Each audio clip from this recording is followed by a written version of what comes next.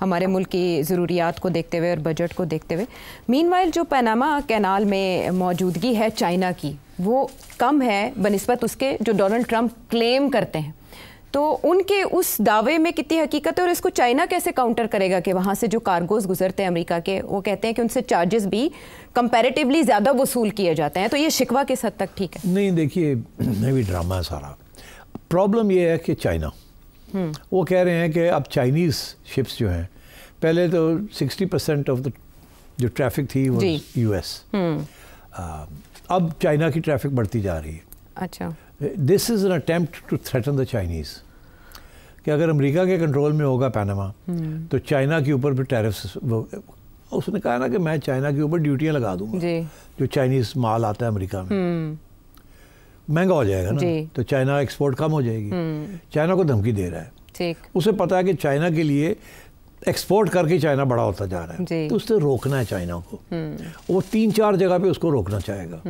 एक ये कि साउथ चाइना सी, जहाँ से सारी चाइनीज़ शिपिंग चलती है, वहाँ उन्होंने ऑलरेडी अमेरिका ने वो कॉर्ड बना लिया है, ठीक है। तो जापान को साथ ले लिया, इंडिया को ले लिया, ऑस्ट्रेलिया को ले लिया, अमेरिका, और ये आके वहाँ बैठ गए हैं और तंग करने की इनके इरादे हैं चाइना को, वहाँ उनकी शिपिंग लेन्स को स्क्वीज़ करने के। चाइना ने इसके लिए सोचा, अच्छा अब हमारा ये एक मेन रूट है जहाँ से हमारी सारी सप्लाईज जाती हैं ग्लोबली, तो उन्होंने रोड एंड बेल्ट इनिशिएटिव शुरू किया, जिसका एक हिस्सा है सिपेक।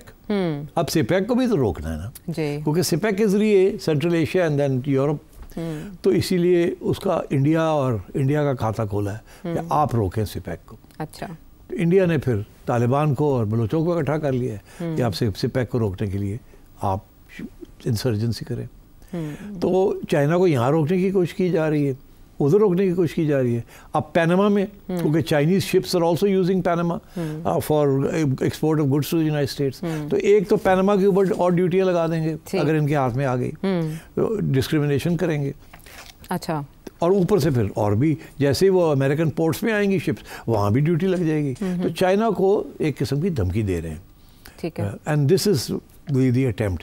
इन्होंने पनामा को सीज वीज नहीं करना, that will lead to a war. War इसने नहीं करना, मगर ये इस किस्म के साइकोलॉजिकल टैक्टिक्स और प्रेशर टैक्टिक्स इस्तेमाल करेगा।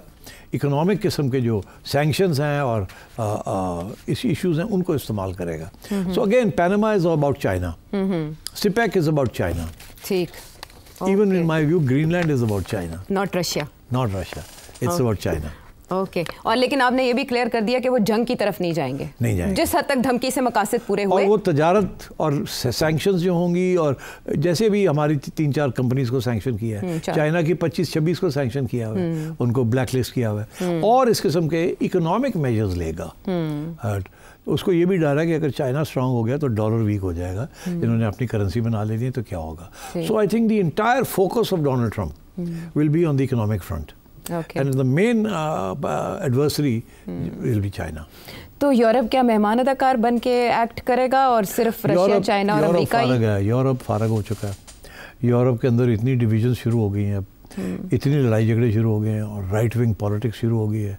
और कुछ लोग तो ये भी कहते हैं, I can't say, I am not an expert, but कि यूरोपियन यूनियन भी 4-5 साल के बाद फारग हो जाएगी आफ्टर नेटो। हाँ, नेटो तो भी है ना, लेकिन नेटो पहले रहेगा, अच्छा रहेगा, नेटो रहेगा, मगर ये कहता है कि नेटो के पैसे आप दें। मगर जो यूरोपियन यूनियन के अंदर जो अमीर मुल्क हैं, वो कहते हैं अब हम भी गरीब मुल्क जो यूरोप के अंदर हैं उनको सब्सिडाइज नहीं कर सकते। अच्छा, उससे क्योंकि देखिए मुख्तलिफ इकोनॉमिक पॉलिसीज चल रही हैं, करेंसी एक है, तो उससे ये होता है कि अभी जर्मनी ने बहुत सारे पैसे दिए हैं स्पेन को, पोर्चुगल को, इस क्योंकि वो बैकग्रेसिव की तरफ जा रहे थे। तो वो कहते हैं, जर्मन्स कह रहे हैं यार हम किस को बेल आउट करेंगे, फ्रेंच कहते हैं हम क्यों बेल आउट करें। तो मेरा ख्याल है ये जो राइट विंग चल रहा है ना, the notion of European union was the progressive idea. अब जो है अनप्रोग्रेसिव या रिवर्सल चल रही है यूरोप के अंदर, इनवर्ड अप्रोच। हाँ, तो अमेरिका में भी और यूरोप में भी।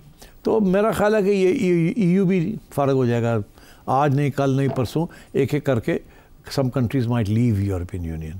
लेकिन अब ब्रेक्सिट तो हो चुका है ना, हो चुका, बरतानिया तो एक तरफ हो गया। अब अगले 4-5 साल में मेरा ख्याल है EU को भी थ्रेट है कि वो रहेगा या नहीं रहेगा। And so I think world is going to change, the map of the world is going to change in the next 5 years। लेकिन यूनिपोलर ही रहेगी दुनिया या उसका भी यूनिपोलर अब नहीं रहेगी ना, जितने ब्लॉक्स अब यूरोपियन यूनियन वो suppose to be a major bloc. वो कहते थे एक ईस्टर्न ब्लॉक है, एक वेस्टर्न ब्लॉक है। वेस्टर्न ब्लॉक के अंदर एक यूरोपियन यूनियन था और एक अमेरिका था। There was no third. तो इसलिए ईयू बना था ताकि बैलेंस कर सके। इंडिविजुअली वो countries are not strong enough, उनकी currencies were not strong enough. उन्होंने एक बना के करेंसी यूरो डॉलर जो उसको यूरो को बनाया।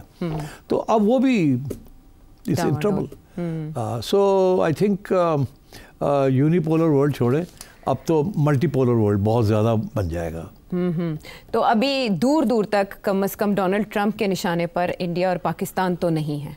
सारी तवज्जो चाइना, 4 सालों में चाइना और रशिया पर ही रहेगी। रशिया पर भी नहीं रहेगी इतनी मोर, लेकिन चाइना की वजह से पाकिस्तान कहीं ना कहीं तो आ सकता है। वो आएगा ऑन द सिपेक थिंग, मगर मेरा ख्याल है डायरेक्ट नहीं आएगा, it will come by India.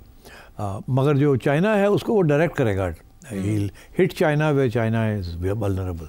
और बाय द वे चाइना चुप करके नहीं बैठेगा। चाइना भी फिर अमेरिकन इंपोर्ट्स के ऊपर जो इंपोर्ट आउट होती हैं उसके ऊपर भी वो टैरिफ लगा देगा। तो ये एक ट्रेड वॉर शुरू हो जाएगी। अच्छा, हमें इकोनॉमिक्स में ये पढ़ाया गया था कि ट्रेड वॉर के अंदर कोई भी बेनिफिट नहीं करता, सबको नुकसान हो जाता है। अब डोनाल्ड ट्रंप जो है वो डिटर्मिन्ड है। ठीक।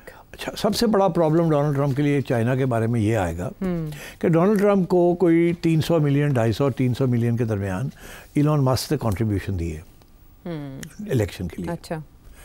इलॉन मस्क का सबसे बड़ा पार्टनर, इकोनॉमिक पार्टनर चाइना है। उसकी टेस्ला कार जो है वो सबसे ज़्यादा चाइना में बिकती है। और इलॉन मस्क कभी भी चाइना के खिलाफ तल्लुकात नहीं ख़राब होने देगा।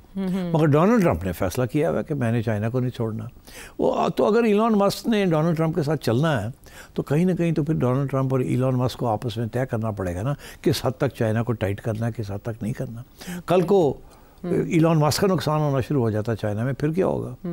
देखिए, मैं आपको एक बात बताऊँ, Elon Musk in my view is more powerful than Donald Trump due to his control over the media.